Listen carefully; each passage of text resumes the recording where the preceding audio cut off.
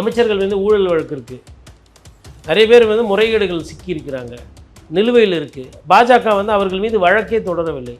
லஞ்ச லாவண்யத்தை பற்றி கேள்வி இல்லை. ஒரு துறை அமைச்சர் மீது கூட இதுவரையிலும் எந்த விசாரணையும் கிடையாது.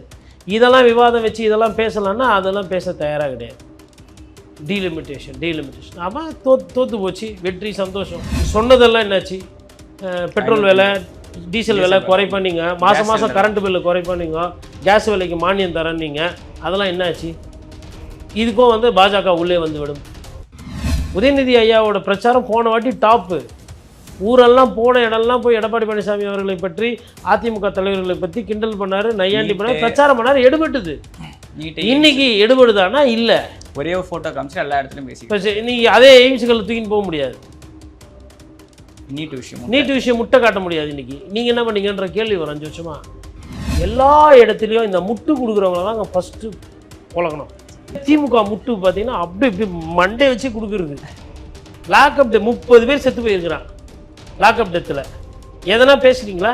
திமுகவுக்கு வந்து ஆதரவாக இருக்குது, அதிமுகவுக்கு எதிர்ப்பாக இருக்குன்ன பொழுது நடுநிலை பார்வை இது அப்படின்னு சொன்னவங்க இன்னைக்கு அதே ஆட்சிக்கு எதிராக வந்து அலை வீசுது, ஆட்சிக்கு வந்து கெட்ட பேர் இருக்குதுன்னு சொன்னால் இது நடுநிலை இல்லைன்றாங்க.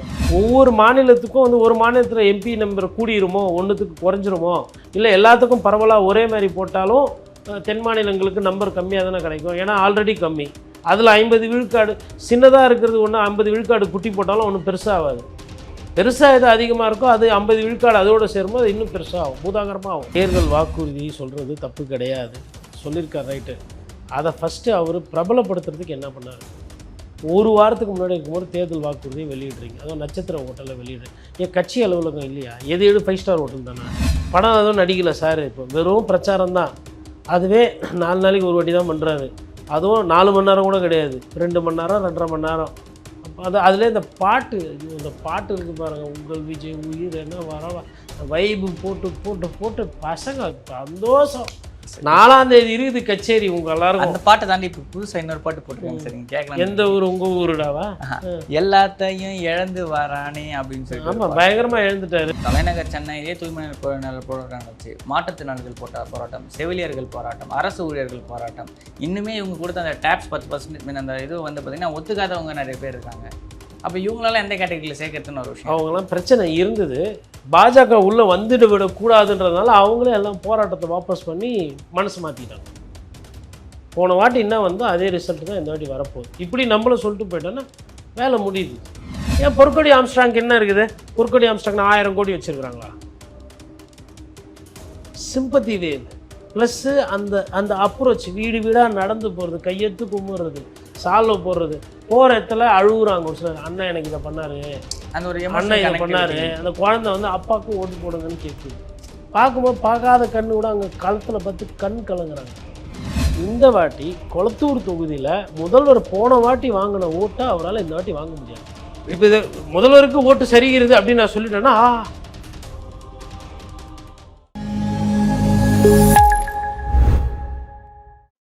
நமக்கு ஆரோக்கியம் தரும் விஷயம் எல்லாமே சுத்தமா தான் இருக்கணும். லயன் அரேபியன் டேட்ஸ், இப்போ அது லயனா பிரீமியம் டேட்ஸ். நாகேஷ்ணர்களுக்கு வணக்கம். அரசியல் பல பரபரப்பான கட்டங்களை நோக்கி நகர்த்து கொண்டு இருக்கிறது. அது குறித்து விவாதிக்க மூத்த பத்திரிகையாளர் திரு கோடீஸ்வரன் அவர்கள் நம்மோட இணைந்திருக்கிறார். வணக்கம் சார். வணக்கம், நேயர்களுக்கு அன்பு வணக்கம் சார். டீலிமிட்டேஷன் பில், அதை தொடர்ச்சி ராகுலின் வருகை, தமிழ்நாட்டில் இது சார்ந்த விஷயங்கள் தேர்தல் நேரத்தில் வந்து ரொம்ப ஹைப்பாக பேசப்படுதான்னு நினைக்கிறீங்களா?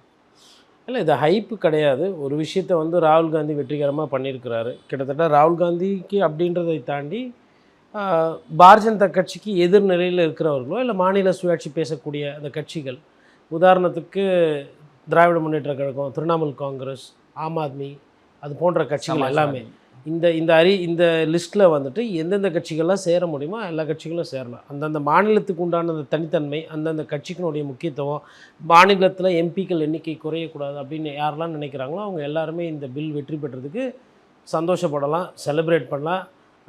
இந்திய கூட்டணியில் இருக்கிற கட்சிகளுக்கு இது ஒரு கிடைத்த ஒரு வெற்றி. குறிப்பாக திமுக தலைவர் ஸ்டாலின் அவர்களுக்கு வந்து அந்த பில்லை எதிர்த்தார். அவருமே வந்து பாராளுமன்றத்தில் போட்டு அது வந்து ஒரு வெற்றி தான்.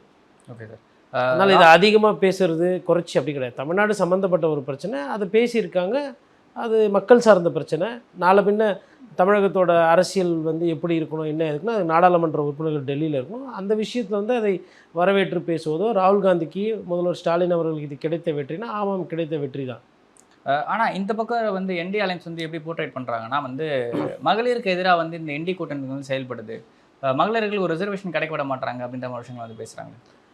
அதாவதுங்க வந்து இந்த விஷயத்தில் வந்துட்டு அமைதி காக்கிறது தான். இப்போ என்டிஏன்னும் போது நீங்கள் ரெண்டாக பிரிக்கணும். எதுக்கு என்டிஏன்னு பேசிட்டு பாஜக அதிமுக அப்படின்னும் போது, பாஜகவை பொறுத்தவரையிலும் அவங்க வந்து வெஸ்ட் பெங்காலில் மனசில் வச்சுட்டு இதை பண்ணுறாங்களா, இல்லை தென்னிந்தியாவுக்கு அதிக முக்கியத்துவம் கிடைக்கக்கூடாது, வட இந்தியாவில் இருக்கக்கூடிய கட்சிகள் அப்படின்னும் போது அந்த கட்சியினுடைய தன்மைக்கு அது வந்து அப்படி ஒரு முடிவு எடுத்து போகுது.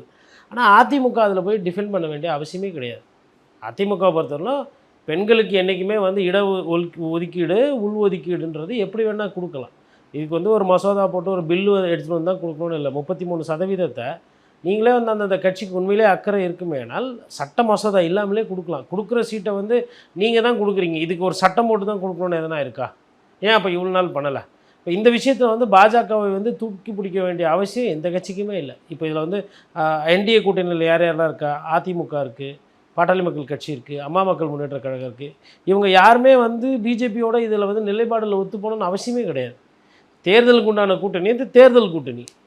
தமிழகத்தோட வந்து எம்பிக்கள் எண்ணிக்கை குறையுது, இல்லை அது எங்களுக்கு கருத்து வேறுபாடு இருக்குன்னா, நீங்கள் நாளைக்கு உங்களுக்கு ஒரு வேளை பாராளுமன்ற உறுப்பினர் இருக்கிறன்னா ஓட்டை மாற்றி போட்டு போங்க, அவ்வளோதானே.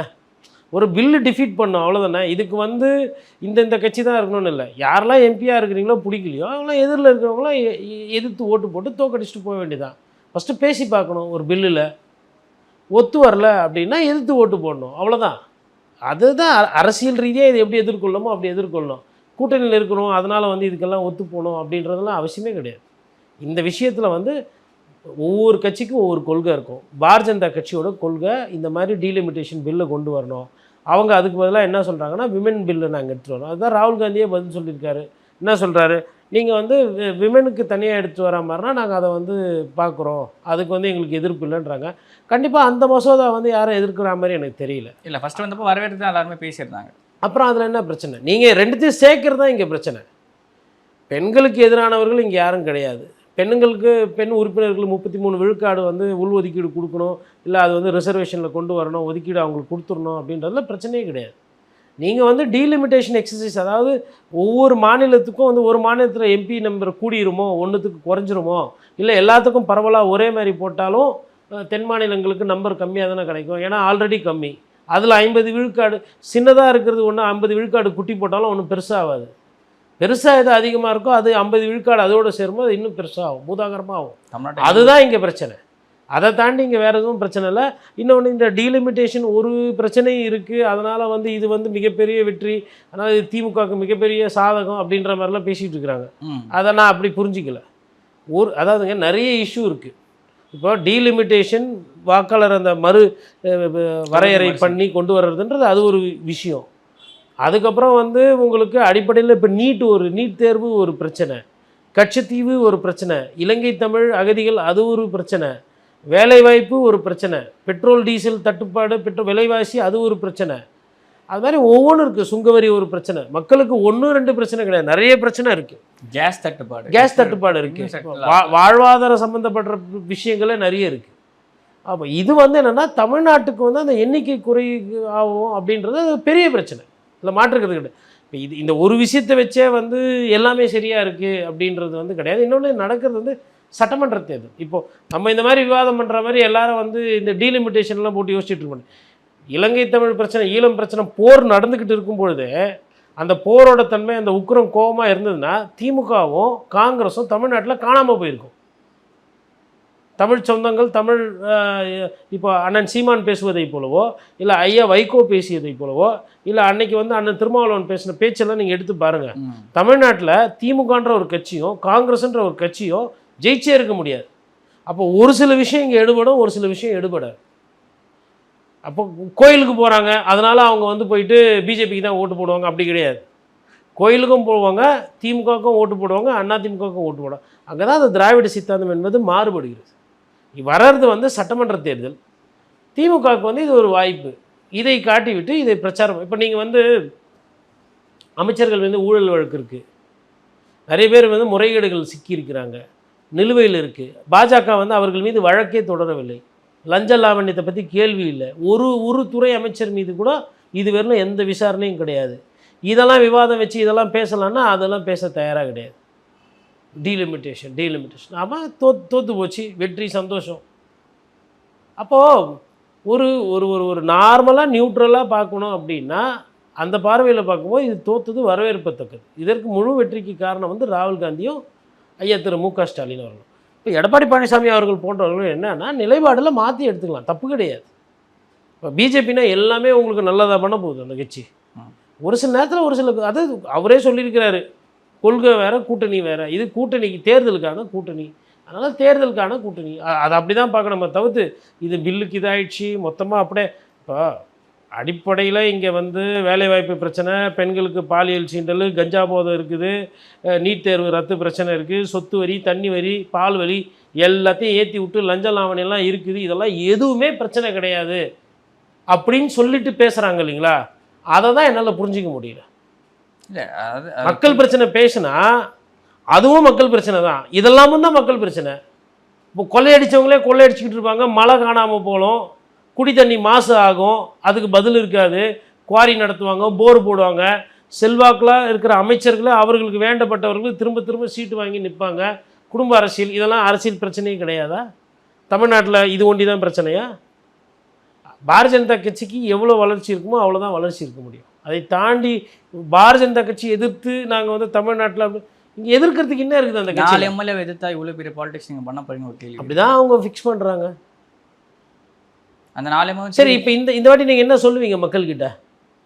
ஆல்ரெடி 5 வருஷம் பார்த்தாச்சு, ஊழல் ஆட்சின்னு இப்போ யாருன்னா சொல்ல முடியுமா? ஊழல் ஆட்சின்னு போன வாட்டி கலெக்ஷன் கமிஷன் பேசப்பட்ட வார்த்தை. இப்பொழுது திமுகவில் கரெக்ஷன் கமிஷன் பேசப்பட முடியுமா? இன்றைக்கி பேச முடியுமா? அன்புமணி பேசுகிறாரு திமுகவுக்கு எதிராக. திமுகவுக்கு எதிராக பேசலாம், ஏன்னா ஆட்சியில் இருக்கிறவங்களை எதிராக தான் எதிரில் இருக்கவங்க பேச முடியும், அவங்களே பேச முடியுமா? ஸோ ஃபஸ்ட்டு ஒரு விஷயம் இல்லை. ரெண்டாவது, 10 வருஷமாக இருக்கிறாங்க ஊழல், அந்த குற்றச்சாட்டு, அந்த ஆட்சியின் மீது எதிர்ப்பு. இன்றைக்கி அதிமுக ஆட்சியில் இருக்கா? அப்போ அதிமுக பற்றி என்ன பேச முடியும்? 2 வேலைவாய்ப்பு, விலைவாசி பட்டியல், இது வந்து ஆட்சியில் இருக்கவங்க கட்டுப்படுத்தணுமா இல்லை எதிரில் இருக்கிறவங்க கட்டுப்படுத்தணுமா? சரி, சொன்னதெல்லாம் என்னாச்சு? பெட்ரோல் விலை, டீசல் விலை குறைப்பண்ணீங்க, மாதம் கரண்ட் பில்லு குறைப்பண்ணீங்க, கேஸ் விலைக்கு மானியம் தரேன்னீங்க, அதெல்லாம் என்னாச்சு? இதுக்கும் வந்து பாஜக உள்ளே வந்து விடும். என்னோட கேஸ் விலை, என்னோட கரண்ட் விலை தாங்க கம்மி பண்ண. கரண்ட் பில்லு குறைச்சிருந்தா அது இன்னும் மக்களுக்கு அந்த வெல்ஃபேராக தானே போய் சேர்ந்துருக்கும். அதாங்க, அதெல்லாம் பண்ணியிருந்தா அதை பேசலாம். நீங்கள் அதெல்லாம் பண்ணியிருந்தா அதை பேசலாம். இப்போ 1000 ரூபாய் பேசுகிறாங்க, நல்ல விஷயம், மக்களுக்கு கொடுத்துருக்குறாங்க. மக்கள் அது கண்டிப்பாக அந்த திட்டத்தில் பயன்பெற்றவங்களாம் திருப்பி திமுகவுக்கு ஓட்டு போடுறதுக்கு வாய்ப்பு அதிகமாகவே இருக்குது. பட் ஆனால் அதே மாதிரி அதே சேம் அமௌண்ட்டை ஏடிஎம்கே அனௌன்ஸ் பண்ணியிருக்காங்க. ஃபஸ்ட்டு கொடுத்தவங்களுக்கு தான் அதில் முக்கியத்துவம். ஜனங்க வந்து யதார்த்தத்தை பார்ப்பாங்க. அவங்க கொடுத்துட்டாங்க. இந்த பொங்கல் பரிசு சொல்கிறீங்களா, அதிமுக டாப்பு இப்போ 10,000 ரூபா சொல்லியிருக்காங்க, அது ஒரு பேசு பொருள். அது வந்து மக்களுக்கு வந்து 8,000 ரூபா அவங்க கூப்பன் கொடுக்குறாங்க, மாறி மாறி பண்ணுறாங்க. அதனால் இது வந்து என்னன்னா, இது மாநில தேர்தல், மாநில சம்பந்தமான சப்ஜெக்ட் தான் இப்போ எடுபடும். மற்றபடி வந்து பாஜகன்ற ஒரு கட்சியை வைத்துக்கொண்டு மொத்த அரசியல் பண்ணணும்னு அப்படி பார்த்தா அதிமுக ஏன் காங்கிரஸை பற்றி பேசவே மாட்டேங்குது? ஏன் திமுக ஒண்டி பேசுகிறாங்க? ஏன்னா அவங்களுக்கு தெரியும் நடக்கிறது சட்டமன்ற தேர்தல். காங்கிரஸை பற்றி பேசினா இல்லையா? கட்சி தீர்வு யார் பீரியடில் கொடுத்தது? இலங்கை தமிழ் பிரச்சனைகளுக்கு தீர்வு இருக்கா? இல்லை இலங்கை எப்போ யார் ஆட்சி காலத்தில் போர் நடந்தது? காவேரி இந்த நீர் மேலாண்மை பிரச்சனைகள், அதிலெல்லாம் காங்கிரஸ் கட்சியோட நிலைப்பாடு என்ன? இப்போ மேகதாது கட்டுறன்னு சொல்கிறாங்க. அதே டிகே சிவகுமார் கூப்பிட்டு வச்சு பிரச்சாரம் பண்ணிக்கிட்டு இருக்காங்க. அப்போ இதுக்கெல்லாம் யார் பதில் சொல்கிறது? இப்போ மேகதாது பிரச்சனை ஒன்று சொன்னீங்க, அதே மாதிரி வந்து உங்களுக்கு முல்லை பெரியார் பிரச்சனை அப்படியே தான் இருக்குது, கூட்டணியில் தான் இருக்கிறீங்க, எதனா பேச முடியுமா? இதெல்லாம் வந்து இருக்கிற பிரச்சனை. எந்தெந்த கட்சிக்கு எது தேவையோ அதாவது பேசுவாங்க. பட் மக்களை பொறுத்தவரைக்கும் நீங்கள் பேசுகிற அரசியல்லாம் தாண்டி எனக்கு இந்த ஆட்சி சந்தோஷத்தை கொடுத்துதா இல்லையா, என்னோட பாக்கெட்லேருந்து 10 ரூபா விரயமாச்சா இல்லை எனக்கு 10 ரூபா உள்ளே வந்துச்சா, இதுதான் பார்ப்பாங்க மக்கள். அப்படி பார்க்கும்போது ஒரு ஆட்சியின் மீது கோவம் என்பது இயல்பு. கோவமே இல்லை, போன வாட்டி வந்ததை விட அதிகமாக வரும் அப்படின்ற மாதிரிலாம் ஒரு சிலர் பேசிகிட்டு இருக்கிறாங்க. எனக்கு அந்த லாஜிக் தான் புரியல. போன வாட்டி போட்ட தேர்தல் அறிக்கை சூப்பர், இந்த வாட்டி தேர்தல் அறிக்கை அந்தளவுக்கு இல்லை. போன வாட்டி சொன்ன தேர்தல் அறிக்கையில் பாதி செஞ்சுட்டு பாதி செய்யலை, இது யதார்த்தம். உதயநிதி ஐயாவோட பிரச்சாரம் போன வாட்டி டாப்பு. ஊரெல்லாம் போன இடம்லாம் போய் எடப்பாடி பழனிசாமி அவர்களை பற்றி, அதிமுக தலைவர்களை பற்றி கிண்டல் பண்ணார், நையாண்டி பண்ணார், பிரச்சாரம் பண்ணார், எடுபட்டுது. இன்னைக்கு எடுபடுதானா இல்லை. ஒரே ஒரு ஃபோட்டோ காமிச்சு எல்லா இடத்துலையும் பேசி இப்போ இன்னைக்கு அதே எய்ம்ஸுகளை தூக்கின்னு போக முடியாது. நீட் விஷயம் முட்டை காட்ட முடியாது. இன்னைக்கு நீங்கள் என்ன பண்ணீங்கன்ற கேள்வி வரும் 5 வருஷமா. அப்போ இதெல்லாம் இருக்குல்ல, இதெல்லாம் கடந்து போயிட்டு திருப்பியும் மறுபடியும் பயங்கரமாக இருக்குது பிரமாதம். யாருக்குமே நம்பர் வரல இன்றைக்கி தேர்தலில். அதனால தான் ஒரு சிலர் என்ன சொன்னாங்கன்னா தொங்கு சட்டமன்றம் வருன்ற மாதிரி ஒரு சில மூத்த பத்திரிகையாளர்கள் சொல்கிறாங்க. ஏன்னா கணிக்க முடியல. ஆனால் நான் என்ன நினைக்கிறேன்னா தொங்கு சட்டமன்றன்றது இன்னும் டைம் இருக்குது. அன்றைக்கி காலையில் கூட முடிவு பண்ணுவாங்க ஜனங்க. தமிழ்நாட்டில் தொங்கு சட்டமன்றத்துக்கு விட்டது கிடையாது. இந்த வாட்டியும் விடமாட்டாங்கன்றது என்னோட புரிதல். இல்லை 2006 ஒரு ஆசிலேட்டட் சுச்சுவேஷன் தானே, மைனாரிட்டி கவர்மெண்ட் தானே ஃபார்ம் ஆயிருச்சு. அது வந்திருந்ததுங்க. பட் இன்றைக்கி அது மாதிரி வராது. மைனாரிட்டி கவர்மெண்ட்டுக்கு ஃபார்மேஷனுக்கு இருக்காதுன்ற மாதிரி எனக்கு தோணும். எனக்கு நம்ம பப்ளிக் வந்து தெளிவாக சிந்திச்சு ஓட்டு போடுவாங்க. அதாவது சின்ன வயசில் இருக்கிறவங்க ஓட்டு போடுறது வேறு, 19-18 வயசுலேருந்து ஒரு 25-26 வயசில் இருக்கவங்க போடுறது வேறு. இந்த 25லேருந்து 35 கிராஸ்ட் வரும். ஒரு 35 வயசுக்கு மேலே இருக்கிறவங்களும் தெளிவான முடிவை நோக்கி போவாங்க. கரண்ட் பில் கட்டுறவங்க, வீட்டு வரி கட்டுறவங்க, குடும்பத்தை காப்பாற்றுறவங்க, கஷ்டப்படுறவங்க, இஎம்ஐ கட்டுறவங்க, அன்றாட தினக்கூலிகள், விவசாய கூலிகள், அவங்களெல்லாம் அது தெளிவான முடிவு எடுக்கக்கூடியவர்கள். வாழ்க்கைனா என்னன்னு தெரியும், பணம்னா எவ்வளோ முக்கியம் தெரியும். என்னோட பணம் எங்கே போகுது, ஏதா போகுது, யார் உண்மை பேசுகிறா, யார் பொய் பேசுகிறா, யார் அரசியல் பேசுகிறா, பிரித்து போட்டு ஓட்டு போட்டு போயிட்டே இருப்பாங்க. அப்படி இந்த கொள்கை தான் முக்கியம்னா இங்கே எல்லாம் ஒரே கட்சி உக்காந்துக்கிட்டே இருந்திருக்கும். அப்படிலாம் இருந்தது கிடையாது தமிழ்நாட்டில். There is a clear cut voting pattern. 5 வருஷம் இருந்தியா 5 வருஷம் அந்த மாதிரியெல்லாம் மாறி இருக்கீங்க. அதிமுக ஒரு சில நேரத்தில் எஸ்கேப் ஆகி 10 வருஷம் இருந்திருக்கு. அப்போது கொஞ்சம் வரலாறையும் பார்க்கணும்ல. இல்லை புதுசாக விஜய் வந்திருக்காரு, சரி அதனால் விஜய் ஆட்சிக்கு வந்துடுவாரா, விஜய் முதலமைச்சர் ஆகிடுவாரா? இல்லை ஒரு சில பேரோட பேச்சுக்கள் எப்படி இருக்குன்னு பார்த்தீங்கன்னா 1000 ரூபாய் கொடுத்தோம்னா டிஎம்கேக்கு ஓட்டு போட்டாங்க, 2500 ரூபாய் கொடுக்குறேன்னு சொல்லியிருக்காரு விஜய். அதனால பல திட்டங்கள் சொல்லியிருக்காரு அப்படின்ற விஷயங்கள்லாம் சொல்கிறார். ஆக்சுவலி அவர் பேசுகிறப்பவே திமுக வந்து காப்பி அடிச்சிருக்குன்னு சொல்லிட்டு ஏற்கனவே அந்த திட்டங்களே ஒரு 500 ரூபாய் மேலே ஒரு சில விஷயங்கள் அடிஷ்னலாக வந்து சொல்லியிருக்காரு. அதாவது தேர்தல் வாக்குறுதி சொல்கிறது தப்பு கிடையாது, சொல்லியிருக்கார் ரைட்டு. அதை ஃபஸ்ட்டு அவர் பிரபலப்படுத்துறதுக்கு என்ன பண்ணார்? ஒரு வாரத்துக்கு முன்னாடி இருக்கும்போது தேர்தல் வாக்குறுதியை வெளியிடுறீங்க, அதுவும் நட்சத்திர ஹோட்டலில் வெளியிடுறீங்க. என் கட்சி அலுவலகம் இல்லையா? எது 5 ஸ்டார் ஹோட்டல் தானா? கட்சி அலுவலகத்திலே அதை வெளியிட்டிருக்கலாம். ஒரு பத்திரிகையாளர் சந்திப்பு நடத்தியிருக்கலாம். அது விளக்கம் என்னென்ன ஏதுன்றது விளக்கம் கொடுத்துருக்கலாம். அதை இன்னும் பிரபலப்படுத்தியிருக்கலாம். படலை சார். அவர் வந்து பார்ட் டைம் அரசியல் தான் பண்ணுறாரு. அவர் ஃபுல் டைம் அரசியல் பண்ணுறது கிடையாது. பார்ட் டைம் அரசியலுக்கு எவ்வளோ வாக்குகள் கிடைக்குமோ அவ்வளவு வாக்குகள் கிடைக்கும் என்பது என்னோட புரிதல். அதை தாண்டி தேர்தல் அறிக்கையில், இந்த தேர்தல் அறிக்கையில் அதிமுக முந்திவிட்டது என்றது என்னோட புரிதல். அது ஏற்றுக்கிறவங்க ஏற்றுக்கிட்டோம், ஏற்றுக்காமல் போகிறவங்க போட்டோம். 3 சிலிண்டரு 6 சிலிண்டருக்கு 100 ரூபா. இங்கே தான் சண்டை நடக்குது. 2000 ரூபா கொடுக்குறோமா, 2500 ரூபா கொடுக்குறோமா, இல்லை நாங்களும் 2000 ரூபா கொடுக்குறோமா, அங்கே தான் சண்டை நடக்குது. 8000 ரூபா கொடுக்குறோமா, 10000 ரூபா கொடுக்குறோமா, இல்லை பணமே கொடுக்கலையா, அங்கே தான் சண்டை நடக்குது. இல்லை அவரும் அனௌன்ஸ் பண்ணியிருக்காரு, பட் அது வேறு மாதிரி அனௌன்ஸ் பண்ணிருக்காரு. ஸ்கூல் படிக்கிற பசங்களுக்கு வீட்டில் 15 கஷ்டப்பட்டு உழைக்கிறாங்க இல்லையா, அவங்களுக்கு ஸ்கூல் பசங்களாம் வளர்ந்து பிகில் ஊதி அதுக்கப்புறமா வரட்டும், அவங்க அப்புறமா செய்யலாம். ஃபஸ்ட்டு ஸ்கூல் பசங்களை வளர்த்து ஆளாகிறாங்கல்ல, அவங்களுக்கு எதனா திட்டம் எதனா இருந்தால் சொல்லணும்.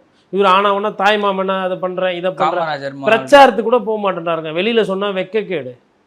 கேட்டால் ரோட் ஷோவுக்கு பர்மிஷன் கொடுக்கல, கூட்டத்துக்கு தான் பர்மிஷன் கொடுத்து. இன்றைக்கி கடலூரோட பிரச்சாரம் ரத்து. இப்படியா இருப்பாங்க ஒரு அரசியல் தலைவர்? 2வது வாட்டி தொகுதிக்கு போகிறதுக்கு பிரச்சாரத்துக்கு பர்மிஷன் கேட்டு இப்போ தான் திருச்சிக்கு பர்மிஷன் கேட்குறாங்க. இதெல்லாம் வாங்கி வைக்க வேணாமா? அவங்க ஏஜென்ட்டில் என்ன பண்ணுறாங்கன்னு ஒரு கேள்வி இருக்குது. தெரியாது, வேலை தெரியாது. 25 பேர் 30 பேரை வச்சுட்டு செல்ஃபி போட்டோ எடுத்துக்கின்னு வேட்பாளர் பிரச்சாரம் பண்ணுறாரு. ஃபோன் எடுத்து வச்சுன்னு இப்படி ரெக்கார்ட் பண்ண போகிறாங்க. நான் சொல்கிறேன், எல்லா இடத்துலையும் நடக்குது.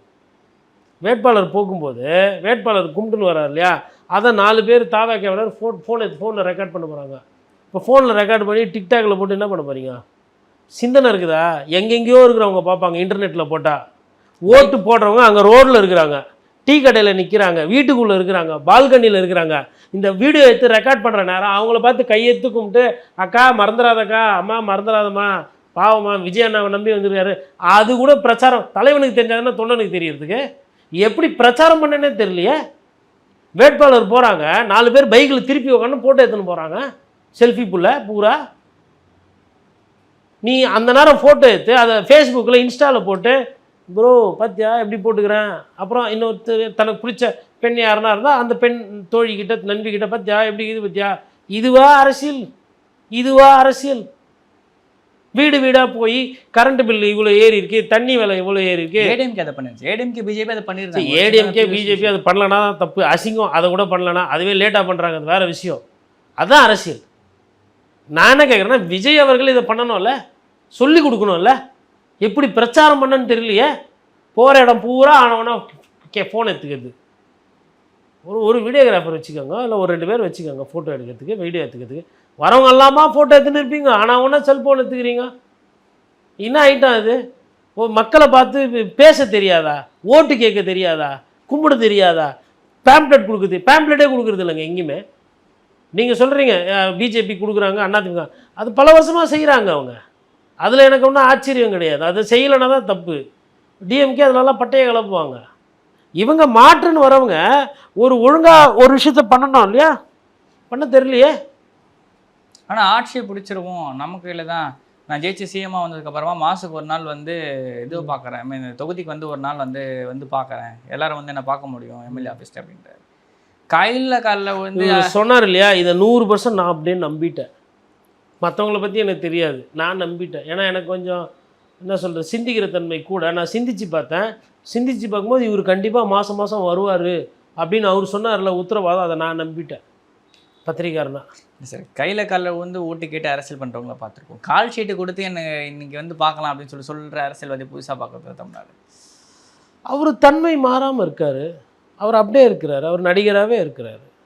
அவர் என்ன நினச்சிருப்பார், 2 hours 3 hours இது உழைச்சா போதும். இது அப்படி இல்லை, இது 24/7. இதனுடைய தன்மை வேறு. இப்போ தான் திருச்சி பக்கமே போக போகிறாரு. இன்னும் எத்தனை நாள் இருக்குது? 4 நாள் இருக்குது. 4 நாளில் 2 நாளாக தங்க போகிறார் திருச்சியில். 8 மணிக்கு நைட்டு தங்க மாட்டார் சார். 6 மணிக்கு மேலே வண்டி ஓடாது, வீட்டுக்கு வந்துடுவார். அப்புறம் மறுநாள் என்ன பண்ணுவார், கேன்சல் பண்ணுவார். அப்போ அடுத்த நாள் இன்னொரு நாள் திருச்சி போவார், இன்னொரு நாள் பெரம்பூர் போவார். மிச்ச தொகுதிக்கெல்லாம் பொம்மை தான். விஜய் அண்ணா பொம்மை, விஜய் அண்ணா ஸ்டிக்கரு, விஜய் அண்ணா ஆலோகிராமு, விஜய் அண்ணா குத்த விசிலு, விஜய் அண்ணா குத்த டிஷர்ட்டு, இப்படி போய் அவங்க பாவம் 200-300 வசூல். வீடியோ கேட்டுட்டு இருக்காங்க சார் பாதி வேட்பாளர்கள். என்ன வீடு கேட்குறாங்களா? வீடியோ கேட்டுட்டு இருக்காங்க விஜய் அண்ணா வீடியோ. ஆமாம், என்னது இந்த என்னென்ன பிரச்சாரத்தை வந்து இது எளிதாக்கிறதுக்கு வந்து பார்த்தீங்கன்னா ஒரு வீடியோ ஒன்று பேசி காலைல ஒரு ஸ்டேட்மெண்ட் ஒன்று போட்டிருக்கோம். அதை நீங்கள் வீடியோவாக போட்டிருந்தீங்கன்னா இன்னும் கொஞ்சம் ஈஸியாக இருந்திருக்கும் மக்கள்கிட்ட கொண்டு போய் சேர்க்கறதுன்னு சொல்லிட்டு கேட்டுட்டு இருக்காங்க. காலை கொடுமை அவலம். வீடியோ கொடு, அதுக்கப்புறமா ஸ்டிக்கர் கொடு. இன்னும் இப்போவே இப்படி சிஎம் ஆகிட்டாருன்னா என்னென்ன பண்ணுவார் யோசிச்சு பார்த்தீங்களா? ஆட்சியிலையும் கிடையாது, அதிகாரத்துலையும் கிடையாது, வேலையும் கிடையாது, ஒன்றும் கிடையாது. படம் எதுவும் நடிக்கலை சார். இப்போ வெறும் பிரச்சாரம் தான். அதுவே 4 நாளைக்கு ஒரு வாட்டி தான் பண்ணுறாரு. அதுவும் 4 மணி நேரம் கூட கிடையாது, 2 மணி நேரம் 2.5 மணி நேரம். அப்போ அதில் இந்த பாட்டு, ஐயோ இந்த பாட்டு இருக்குது பாருங்கள், உங்கள் விஜய் உயிர் என்ன வரவா, வைப்பு போட்டு போட்டு போட்டு பசங்க சந்தோஷம். 4ஆம் தேதி இருக்குது கச்சேரி. உங்கள் எல்லாருக்கும் அந்த பாட்டை தாண்டி இப்போ புதுசாக இன்னொரு பாட்டு போட்டிருக்காங்க சார், நீங்கள் கேட்கலாம். எந்த ஊர்? உங்கள் ஊருடாவா? எல்லாத்தையும் இழந்து வரானே அப்படின்னு சொல்லி. ஆமாம், பயங்கரமாக எழுந்துட்டார். ஏன்னா இவர் வந்து ஃபோர்டு கம்பெனியில் வந்து அந்த பேர் வந்து ஃபோர்டு ஃபவுண்டேஷனு, அதுக்கப்புறமா வந்து இன்ஃபோசிஸு, பழைய பெரிய பெரிய ஃபவுண்டேஷன்லாம் இருக்கும். 30,000 கோடி 40,000 கோடி வந்து பார்த்திங்கன்னா ஹெலன் கெல்லரு, அதுக்கப்புறம் நெப்போலியன் ஹில் ஃபவுண்டேஷன், அவங்களாம் எப்படின்னா கோடிக்கணக்கில் ஜனங்களுக்கு வந்து கொடுத்துருக்குறாங்க. பக்ஷயர் ஹாத்ரே, ஆமாம், அசீம் பிரேம்ஜி, அந்த மாதிரி இவர் வந்து பெரிய ஃபவுண்டேஷன் நடத்தினார். இவர் ஃபவுண்டேஷனில் இருந்த ஒரு 10,000 கோடி என்ன பண்ணிட்டாரு, 1000 கோடி என்ன பண்ணிட்டாரு, ஏழை பழைகளுக்கு கொடுத்துட்டாரு, காது கேட்காதவங்க. ஆக்சுவலி என்னன்னா, இப்போ சமீபத்தில் ஒரு அஃபிடவிட் தாக்கல் பண்ணியிருந்தோம், 600 கோடி தான் சொத்து இருக்குது அப்படின்னு சொல்லி கேட்டார். 1000 கோடின்னு சொன்னீங்களேன்னு கேட்டதுக்கு எல்லாத்தையும் ஜனங்களுக்காக தான் கொடுத்துருக்காரு அப்படின்னு ஒரு ஸ்டேட்மெண்ட். சார், அதாவது அறிவுபூர்வமாக ஒரு வாதம் பேசணும், அதுக்கு வந்து ஒரு விவாதம் இருக்குது, புள்ளி விவரங்கள் இருக்குன்னா பரவாயில்ல. இந்த மாதிரி கேள்விகள், இந்த மாதிரி பதில், இந்த லைக்ஸும் வியூஸும் ஷேரையுமே இவங்க ஓட்டாக பார்க்கறது கரெக்டாக இருக்கும்னு ஒரு கேள்வி இருக்குல்ல. நான் என்ன சொல்கிறேன்னா, அது ஓட்டாவே மாறிட்டோமேன்றேன். 10 லட்சம் பேர் எங்கள் அண்ணன் பேசினா பார்க்குறாருல, ஒரு வீடியோக்கு 10 லட்சம்னா உங்கள் அண்ணன் இது வரலாம் வந்து அவர் வந்து ஒரு 100 வீடியோ பேசியிருப்பார். அப்போது தமிழ்நாட்டில் அவ்வளோ ஜனத்தொகை இருக்குதா? அவ்வளோ ஓட்டு வருமா? ஒரு படம் இப்போ ரஜினி சார் படம் பார்க்குறாங்க, கமல் சார் படம் பார்க்குறாங்க, விக்ரம் படம் பார்க்குறாங்க, எல்லா நடிகரும் பார்க்குறாங்க. எல்லா படமும் பார்த்தது அது நம்பர்லாம் சேர்த்துட்டு ஜனத்தொகையோடு ஒப்பிட்டா அது சரியாகுமா? விஜய் பார்க்க வரவங்க 100% விஜய்க்கு தான் ஓட்டு போடுவாங்கன்னு தான் கேரண்டி இருக்கா? ஒன்று. சரி, 80% ஓட்டு போடுறாங்க, இல்லை 90% ஓட்டு போடுறாங்கனாலும் சரி, இவங்க வேலை பார்த்து இவங்க வசீகரம் இவர் பண்ணும்போது மற்ற கட்சிக்காரங்களாம் நான் சும்மா இருப்பாங்களா? ஐயோ விஜய் எங்கள் தெருக்கு வந்து ஓட்டு கெட்டு போயிட்டாரு, எங்களுக்கெல்லாம் ஓட்டு கிடைக்காது அப்படின்னு சொல்லிட்டு அதிமுககாரங்க வீட்டிலே பத்து தூங்கிடுவாங்க. திமுககாரங்க ஐயோ விஜய் வந்து ஓட்டு கெட்டு போயிட்டாரு, நான் இனிமேல்ட்டு வந்துட்டு நான் வந்து எதுவுமே பண்ண மாட்டேன், நான் அப்படியே லூஸில் விட்டுருவேன் அப்படின்னு அவங்க வீட்டில் இருக்க போகிறாங்களா? இல்லை நாம் தமிழர் கட்சி இந்த தோழர்கள் இல்லை இளைஞர்கள் வந்துட்டு விஜய் அண்ணா வந்து பேசிட்டாரு, நாங்கள் ஓட்டே கேட்டு போக மாட்டோம், நாங்கள் யார்கிட்ட பேச மாட்டேன்றோம். நீங்கள் எந்த அளவுக்கு சுற்றி நீங்கள் வைப்பு பண்ணுறீங்களோ அதை விட அதிகமாக களத்தில் வேலை பார்க்குறதுக்கு உங்களுக்கு ஆள் அதிகமாக இருக்குது. மற்ற 3 கட்சிகளில் இருக்காங்க. மற்ற 3 கட்சிகளில் உங்களை விட ஆட்கள் அதிகமாக இருக்குது. உங்களுக்கு இருக்கிறது பிம்பம், உங்களுக்கு இருக்கிறது வந்து கவர்ச்சி. அது அப்படி கிடையாது.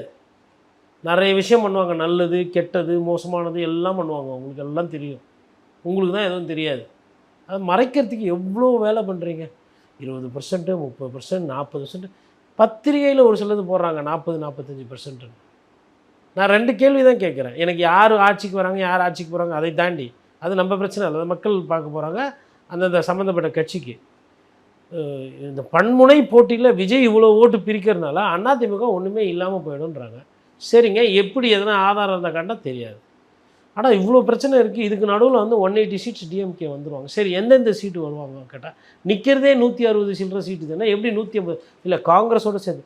இந்த காங்கிரஸ் இப்போ இன்றைக்கி 28 வாங்கின சீட்டு காங்கிரஸ் வாங்கினது 20 சீட்டு ஜெயிக்க நீங்கள் நம்புறீங்களான்னா அதுக்கு பதில் இல்லை. காங்கிரஸ்காரங்க நம்ப மாட்டாங்க சார். இல்லை இவங்க நம்புறாங்கல்ல, ஆதரவாக பேசுகிறவங்க நம்புறாங்கல்ல. காங்கிரஸ்காரங்க நம்ப மாட்டாங்க, விசிகாரங்க நம்ப மாட்டாங்க, கம்யூனிஸ்ட்காரங்க நம்ப மாட்டாங்க, கூட்டணி சீட்டு வாங்கின எந்த கட்சியும் நம்ப மாட்டேது. புதுசாக வந்த பிரேமலதா அவங்க கட்சி மட்டும் நம்பிக்கிட்டு இருக்கு. அது அவங்க நம்பட்டோம், எப்படின்னா போட்டோம். அதை தான் என்ன சொல்கிறதுனா, ஒரு லாஜிக் இருக்கணும்.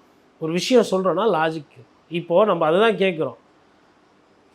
தேர்தல் நேரத்தில் வெளியிட்ட அந்த வேட்பாளர் பட்டியல் திமுகவில் உள்ளடி பிரச்சனை இருக்கா இல்லையா அப்படின்னா அதை பற்றி பேசுகிறதே கிடையாது. இருக்குன்னா சார் ராஜா ஓப்பனாக நடந்துச்சு. ஜெய கருணாநிதி டி நகர் தொகுதியில் ஓப்பனாக நடக்குது. அவர் ஆப்போசிட்டாக வந்து கரண்ட் வேட்பாளருக்கு ஆப்போசிட்டாக பேசிகிட்டு இருக்காரு அண்ணன் மகன்.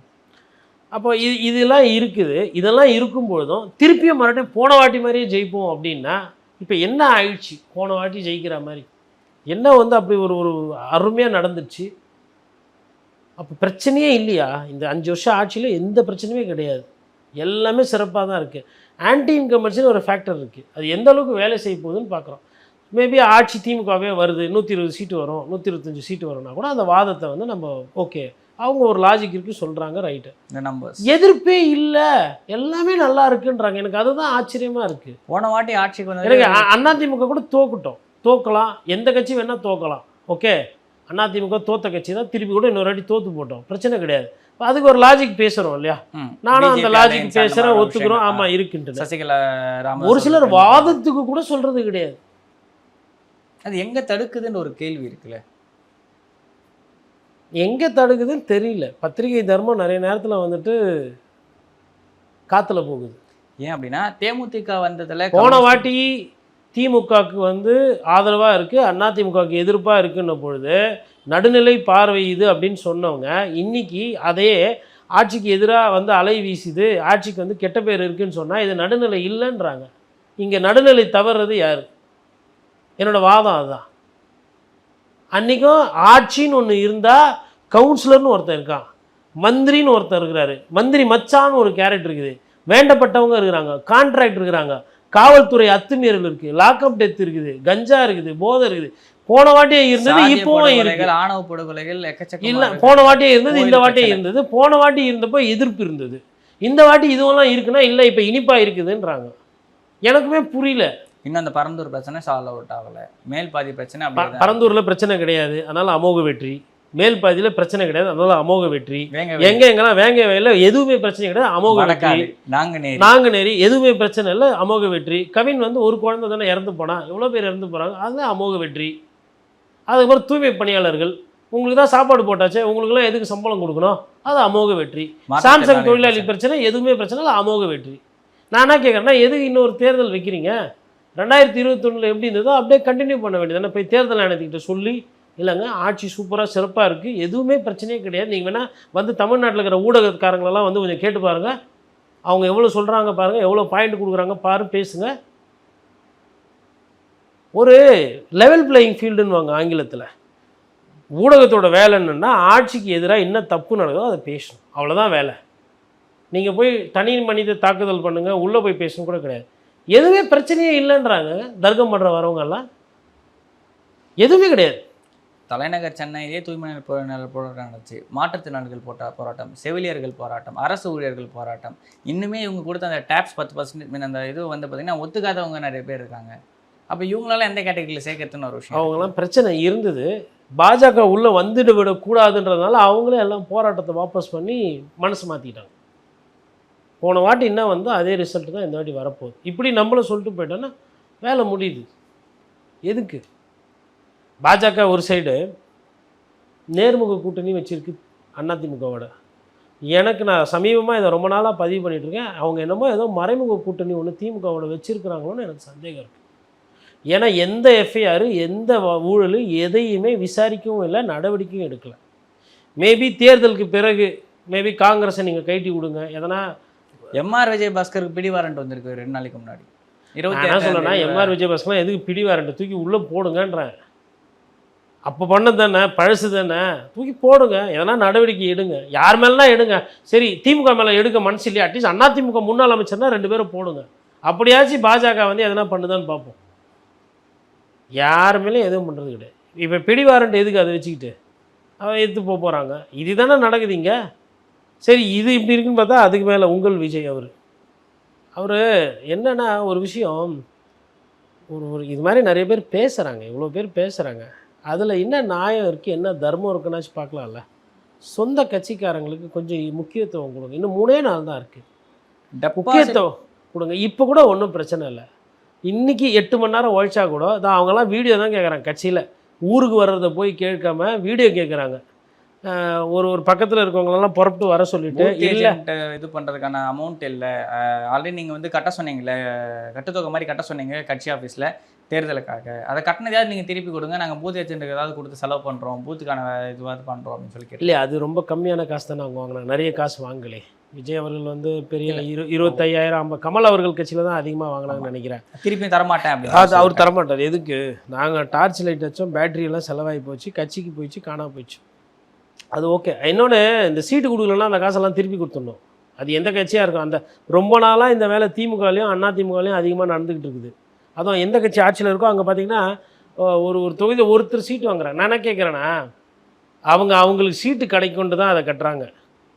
அது குறைந்தபட்சம் ஒரு நேர்மை இருக்கணுங்க எந்த ஒரு கட்சியாக இருந்தாலும். ஆமாம், சொந்த கட்சிக்காரங்களை இப்படி ஏமாத்தாதீங்க. திமுக இந்த வேலையை பண்ணியிருக்கு, அதிமுக இந்த வேலையை பண்ணுது, எல்லாரும் பண்ணுறாங்க. நான் என்ன சொல்கிறேன்னா, சீட்டு கொடுக்குறீங்களா அப்படின்னா 25,000 அவங்க கட்டுறாங்களா, 15,000 கட்டுறாங்களா, சீட்டு இல்லைன்னா அந்த பணம் வந்து கட்சிக்கு போய்டும். அது பண்ணாதீங்க. நீங்கள் ஒன்றும் கம்யூனிஸ்ட் கட்சியெலாம் நடத்தலை. கம்யூனிஸ்ட் கட்சியில் அது வச்சுக்கலாம். ஏன்னா அவங்க வந்து ஏதோ கட்சிக்கு செலவு பண்ணுறாங்க, ஊழியருக்கு சம்பளம் கொடுக்குறாங்க, ஏழை பாழைகள் எதனா போராட்டம்னா அந்த பணம் அங்கே போகுது. இங்கெல்லாம் வந்து எல்லாம் ட்ரஸ்ட் ஆகி எல்லாம் பெரிய பெரிய பணக்காரங்களுக்கு தான் போகுது. அதனால் சீட்டு யாருக்கு சீட்டு கொடுக்குறீங்களோ அவங்ககிட்ட அந்த பணத்தை வாங்கிக்கோங்க. யாருக்கு சீட்டு இல்லையோ அந்த பணத்தை தயவு செய்து திருப்பி கொடுத்துருங்க. அந்த விஷயத்தில் தாவேக்கு அதிகமாக வாங்கலை. பட் விஜய் வந்து யாருன்னா இந்த நேரம் வந்து இப்போ ஒரு படம் ஒன்று வரணும்னா ஃபினான்ஷியர் பிடிப்பார்ல, ஒரு ப்ரொடியூசர் பிடிப்பார்ல, அதே மாதிரி தானே கட்சி. விளிம்பு நிலையில் இருக்கிறவங்களுக்கெல்லாம் மாவட்ட செயலர் பதவி கொடுத்தீங்க, உண்மையிலே நெஞ்சார்ந்த நன்றி. ரைட்டா?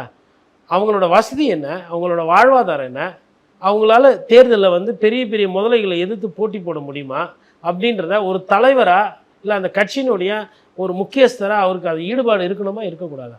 ஒரு வேட்பாளரை கூப்பிட்டு, இங்கே வா, எங்கே நிற்கிறேன், திண்டுக்கல்லில் நிற்கிறேன், நீ எங்கே நிற்கிற, ஒட்டஞ்சத்திரம் நிற்கிறேன், திண்டுக்கல்லில் யார் எடுத்தேன்னா திண்டுக்கல் சீனிவாசனும் ஐபிஓ, நீ ஒட்டஞ்சத்திரம் அமைச்சர் சக்கரபாணியத்து எவ்வளோ செலவு பண்ணியிருக்கிறேன், எவ்வளோ போஸ்டர் ஒட்டியிருக்குது, என்ன ஏது, 10 நிமிஷம் நான் கேட்குற கேள்வி கொண்டு பதில் சொல்லு. உன் புராணம், உன் வீட்டு பிரச்சனை அதெல்லாம் எனக்கு நேரம் இல்லை. இப்போது 10 நிமிஷம் என்ன பிரச்சனை, எவ்வளோ பூத்து, கட்சிக்காரங்களாம் கோஆப்ரேட் பண்ணுறாங்களா இல்லையா, எவ்வளோ செலவு பண்ணியிருக்கேன், என்ன ஆயிருக்கு, கடன் ஆயிருக்கா, என்ன ஏது கேட்டுட்டு அவங்களுக்கு ஏதோ ஒரு நிதி உதவி பண்ணுங்க, போய் பிரச்சாரம் பண்ணுவாங்க.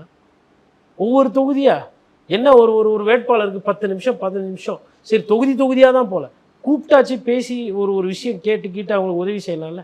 என்னமே இல்லையே, ஏன் இப்படி ஏமாத்துறீங்க சொந்த கட்சிக்காரங்களை?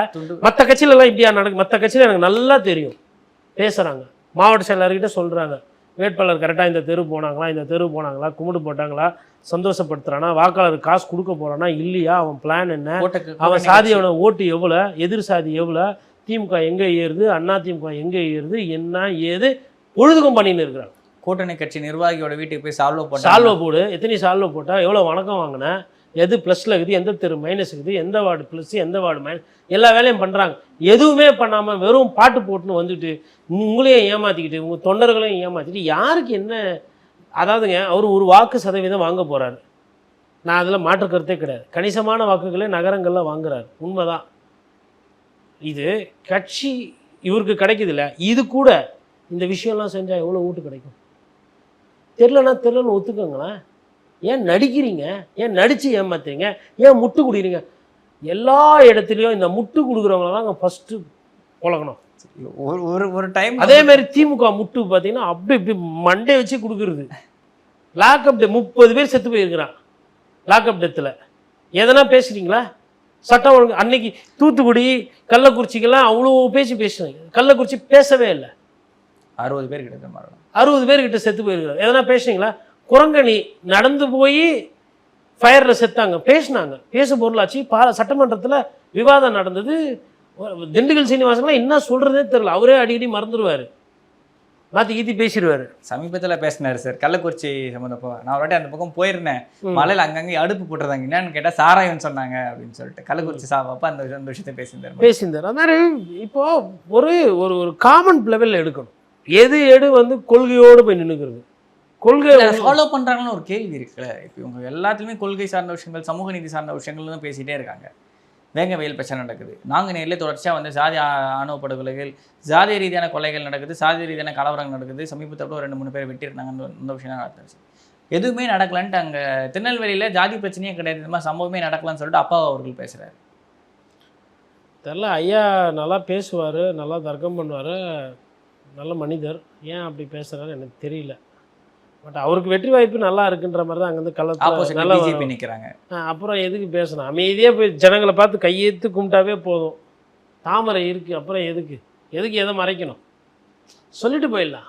அவருக்கு நேரம் நல்லா இருக்குது. ஐயா திருப்பி மறுபடியும் ஜெயிச்சு கூட ஒரு நல்ல அரசியல் ஆளுமை, அதிலெல்லாம் டவுட்டு கிடையாது. பட் இங்கே பிரச்சனைனா இந்த மணல் குவாரி, கல் குவாரி, மணல் திருடுறது இதெல்லாம் இருக்குது. இப்போ நீங்கள் சொன்ன அந்த ஜகபர் அலி இறந்துருக்கிறாரு. ஜகபர் அலின்னு அவர் வீட்டுக்கு மண் எடுத்துன்னு போகிறதுக்கு அவர் இது பண்ணும்போது எதாவது ஆகிப்போச்சு. அதேமாதிரி திருச்சி பக்கத்தில் ஒரு நியூஸ் ரிப்போர்ட்டரை போட்டு அடிச்சிருந்தாங்க. கல்குவாரியெல்லாம் சட்ட முறைகேடான கல்குவாரியை ஷூட் பண்ணார், வீடியோ ரெக்கார்ட் பண்ணாருன்னு சொல்லிட்டு அடித்து அவ்வளோ ஒரு அக்கப்போர் பண்ணியிருந்தாங்க. அதான் அதெல்லாம் வந்து என்ன சொல்கிறது, பத்திரிகையாளர்கள் இதெல்லாம் பேசுறது கிடையாது, கேட்குறது கிடையாது. சரி மீறி கேட்டால் ஒரு சிலருக்கு நடந்த மாதிரி நடக்கும்னு அந்த ஒரு தயக்கம். சரி அமைதியாக இருக்கலாம், முட்டு கொடுக்காமல் இருக்கலாம்ல. மாநில சுயாட்சி எப்போ 5 வருஷமாக பொங்கிட்டீங்க, பேசிட்டீங்க. அதிமுக பிளவு, ஓபிஎஸ் கதை, சசிகலா கதை எல்லாம். என்ன செய்ய போகிறார் சசிகலா? ஏன் 2021 என்ன செஞ்சாங்க சசிகலா? என்ன பெரிய எதனா மாற்றம் பண்ணாங்களா? இப்போ உடனே சசிகலா ஃபேக்டரை பார்க்கணும். மக்கள் பிரச்சனை அப்போ பார்க்கவே மாட்டீங்க. சசிகலா ஃபேக்டர் பார்க்கணும், ஓபிஎஸ் ஃபேக்டர் பார்க்கணும், செங்கோட்டையன் ஃபேக்டர் பார்க்கணும், ராமதாஸ் ஃபேக்டர் பார்க்கணும். கரண்ட் பில் கட்டுறது பேச மாட்டேன். கொலை, பாலியல் சீண்டல், சாராயம், கஞ்சா போதை பேச மாட்டோம். மக்கள் பிரச்சனையும் பேச மாட்டோம். எப்போ பார்த்தாலும் ஒரு கட்சிக்குள்ளே என்னென்ன பிரச்சனை இருக்கோ அதுதான் பேசுவோம். சரி, அழகிரி அவங்க ஃபேமிலியில் ரொம்ப ஹாப்பியாக இருக்கிறாங்களா? இப்போ அவங்க மகள் ஆப்போசிட்டாக பேசி நான் அதை பேசக்கூடாதுன்னு நான் சொல்ல வரேன். இந்த கடைசி நேரத்தில் இதெல்லாம் வருதுன்னா அதெல்லாம் பேசக்கூடாது. அது உங்கள் குடும்ப பிரச்சனை. இவ்வளோ நாள் கம்மன் தான் இருக்கீங்க, கம்மன் இருங்க, கம்மன் இல்லாமல் போங்க. இது வந்து மக்கள் பிரச்சனை கிடையாது. நான் என்ன சொல்ல வரேன்னா, இப்போ இன்றைக்கி வந்து இது குடும்பத்துக்குள்ளே பிரச்சனை இருக்குது, அவங்க ஃபேமிலியில் பிரச்சனை இருக்குது, கனிமொழி அவர்களும் ஸ்டாலின் அவர்களும் மனசு கஷ்டப்படுனா மக்களுக்கு அதனால் என்ன? மக்களுக்கு என்ன அதனால்? அதிமுக வச்சு இந்த தப்பு பண்ணீங்க, கட்சியில் பிரச்சனை இதையே பேசுனீங்க. அதே இப்போ திருப்பியும் பண்ணாதீங்கன்றேன் நான். இன்றைக்கி யாருன்னா திமுகவில் இருக்கிறவங்க கூப்பிட்டு இல்லைங்க இது பிரச்சனைங்க இது அப்படின்னா போடாதீங்க, அது பேசாதீங்கன்ற. தேர்தல் நேரத்தில் கூட மக்கள்கிட்ட போய் உங்களுக்கு என்ன தேவை, உங்கள் ரோடு நல்லா இருக்கா, உங்கள் சாலை மோசமாக இருக்கா, நாய் இருக்கா இல்லையா, குப்பை வாடுறாங்களா, போராட்டம் இருக்கா, ஆசிரியர்கள் கரெக்டாக கிளாஸுக்கு வராங்களா, மக்களோட சிந்தனை, மக்களை பற்றின பிரச்சனை, மக்களுடைய தேவைகளே பேசாமல் எப்போ பார்த்தாலும் அரசியலையே திருப்பி அரசியலில் 2 விதம் இருக்குங்க. ஒன்று உட்கட்சி அரசியல். இப்போ செங்கோட்டையன் வந்து இப்போ அங்கே போய் பேசுகிறாரு இல்லையா, செங்கோட்டையனும் பேசுகிறாருல, இதனால அது கட்சி ரீதியாக தாக்குதல். அதனால நான் இப்போவும் சொல்கிறேன், மக்களுக்கு ஒன்றும் பெரிய லாபம் கிடையாது. 10 வருஷம் கழிச்சு அவர் சொல்கிறாரு நான் தான் முதலமைச்சர் ஆயிருக்கணும். ஏன் இன்னும் 10 வருஷம் கழிச்சு சொல்கிறது தானே நான் தான் முதலமைச்சர் ஆயிருக்கணும்? எடப்பாடி பழனிசாமி அவர் பாட்டு ஏதோ சொத்து வரி, தண்ணி வரி, கரண்ட் விலை, பால் விலைன்னு ஏதோ பேசின்னு இருந்தார். டிஸ்ட்ராக்ட் பண்ணிட்டீங்களா? அவர் டிஸ்ட்ராக்ட் ஆகி என்ன பண்ணுறாரு, வந்து பர்சனல் ப்ராப்ளம்லாம் பேசுகிறாரா? இப்போ உங்கள் 2 பேர் பர்சனல் ப்ராப்ளம் தான் நாட்டு மக்கள். இப்போ செங்கோட்டையனுக்கு எதனால் அவங்க வீட்டிலேருந்து இன்றைக்கி இருக்கிற நிறைய உங்களுக்கு அந்த வரலாறு தெரியாது. அந்த வரலாறு பேசுகிறது தான் அநாகரிகம். தேவையா? ஈரோட்டில் நஞ்சை எவ்வளோ புஞ்சை எவ்வளோ கோபிச்செட்டிப்பாளையத்தில் அந்த அத்திக்கடவு அவிநாசி திட்டம் முழுசாக நடந்திருக்கா, இல்லை இன்னும் ஒரு சில ஏரி கண்மாய்களுக்கெல்லாம் தண்ணி வரணுமா, குடிமராமத்து ஃபுல்லாக நடந்திருக்கா, என்ன ஏது பண்ணலாம்ல? அது இன்னும் சேமிக்கிறதுக்கு என்ன பண்ணுறது? சேமிக்கிறது என்ன? விவசாய பூமி, விவசாய கலன் சார்ந்த விஷயங்கள், வேல்யூ ஆடட் ப்ராடக்ட் அதை எப்படி மாற்றுறது? மஞ்சளுக்கு வேறு என்ன பண்ண முடியும்? இவர் என்ன ஆகல சார், நீங்கள் ஆகிறதுக்கு உங்களுக்கு கெப்பாசிட்டி இல்லை. அதுதான் உண்மை.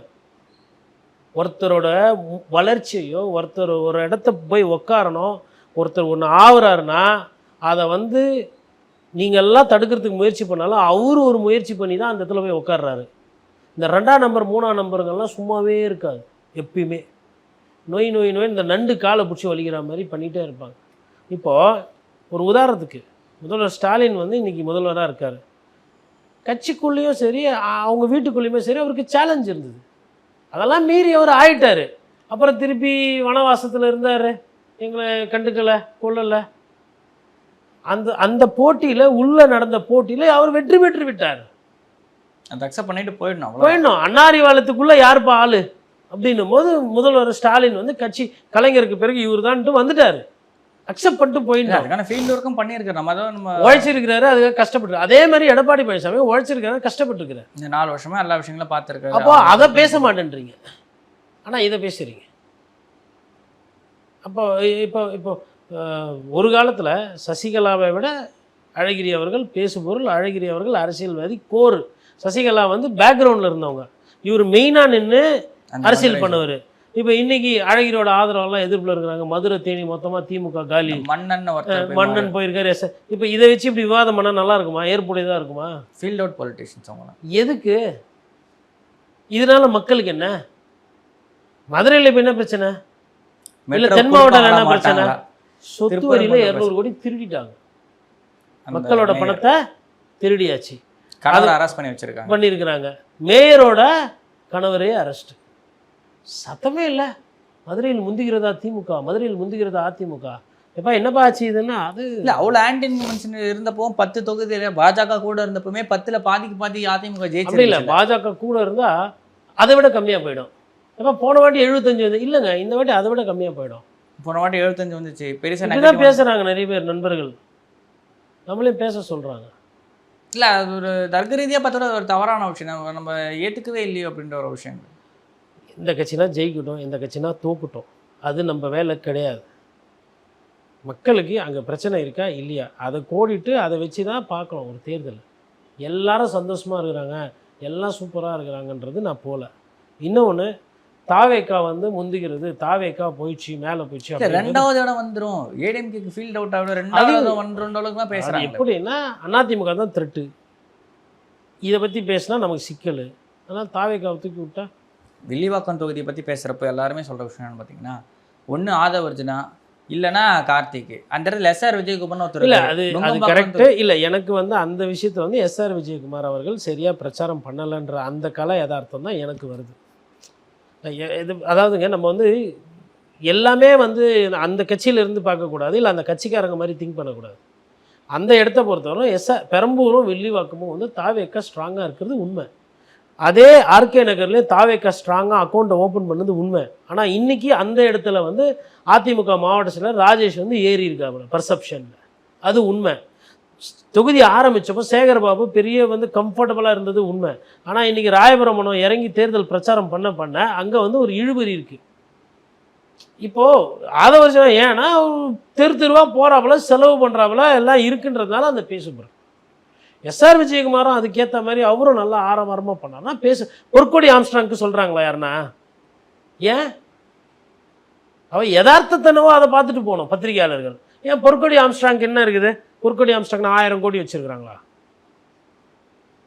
சிம்பத்தி வேல் ப்ளஸ்ஸு அந்த அப்ரோச், வீடு வீடாக நடந்து போகிறது, கையெத்து கும்பிட்றது, சால்வை போடுறது, போகிற இடத்துல அழுகுறாங்க ஒரு சிலர். அண்ணன் எனக்கு இதை பண்ணார், அந்த ஒரு அண்ணன் இதை பண்ணார். அந்த குழந்தை அப்பாவுக்கும் ஓட்டு போடுங்கன்னு கேட்குது. பார்க்கும்போது பார்க்காத கண்ணு கூட அங்கே களத்தில் பார்த்து கண் கலங்குறாங்க. அப்போது அங்கே ஒரு கொலை நடந்துருக்குது, அரசியல் கொலை. அதுக்கு என் கணவர் இறந்துட்டாரு, எனக்கு நீதி வேணுன்றாங்க. இவ்வளோதான் அப்பீல், இதுதான் பிரச்சாரம். ஏன் அப்போ பொற்கொடி ஆம்ஸ்ட்ராங் விஷயத்தில் யாருமே பொற்கொடி பின்தங்குகிறாருன்னு யாரும் பேசலை? அங்கேயும் தானே தாவேகா நிற்குது, அங்கேயும் தானே திமுக நிற்குது. அந்த இடத்துல வந்து ஏன் அதிமுக பேசு பொருளாகுது? எல்லா அமைச்சரும் இருக்கிறாங்க. ஏன் ஒரு சில அமைச்சர் ஒண்டி டஃப் ஆகுதுன்னு வருது? ஏன் ரகுபதிக்கு டஃப்பாக இருக்குன்னு வருது? ஏன் சேகர் பாபுக்கு டஃப்பாக இருக்குன்னு வருது? ஏன் வந்து உங்களுக்கு வந்து பேர் என்ன, இன்னும் ஒரு 3 அமைச்சர் ராஜகண்ணப்பனுக்கு டஃப்பாக இருக்குன்னு பேர் வருது? ஏன்னா நீங்கள் அது மாதிரி ஏதோ பண்ணியிருக்கிறீங்க, இல்லை ஏதோ சரியாக பண்ணலை, அதனால் உங்கள் இடம்லாம் வந்து டஃப்பாக. பிடிஆர் ஏன் இன்னைக்கு ஒரு பின்தங்கலை, ஆனால் பின்னடைவு இருக்குல்ல பிரச்சாரத்தில்? ஏன் ஏதோ ஒரு விஷயம் அங்கே ஒத்து போகல, ஏதோ தவறுகள் நடந்திருக்கு. சமீபத்தில் ஒரு பேட்டியில் சொல்லியிருந்தாரு, எதிர்கட்சி அதிமுக ஆட்சியில் இருந்தப்போ கூட நான் சொன்ன விஷயத்தெல்லாம் செஞ்சு கொடுத்தாங்க, இப்போ என்ன பிரச்சனைன்னு தெரியல அப்படின்ற மாதிரி தான் தொகுதியில் பேசுறாரு. அந்த பிரச்சனைலாம் இருந்திருக்கு. இன்னொன்றுங்க, தொகுதினோட நான் வருது, இந்த வாட்டி கொளத்தூர் தொகுதியில் முதல்வர் போன வாட்டி வாங்கின ஓட்டை அவரால் இந்த வாட்டி வாங்க முடியாது. நான் வெற்றி வாய்ப்புக்கெல்லாம் நான் மறுத்து பேசலை. அவர் வாங்கின ஓட்டு இருக்கு இல்லைங்களா போன வாட்டி, அந்த ஓட்டையே வாங்க முடியாது. 3 காரணங்கள். ஒன்று, தாவேக்கா அங்கே களமில் ஓட்டு நிறைய வாங்குது. 2வது, அதிமுக போன முறை வாங்கினதை விட இந்த வாட்டி கூட வாங்குற மாதிரி தான் சமிக்கைகள் வெளிப்படுது. இது 2.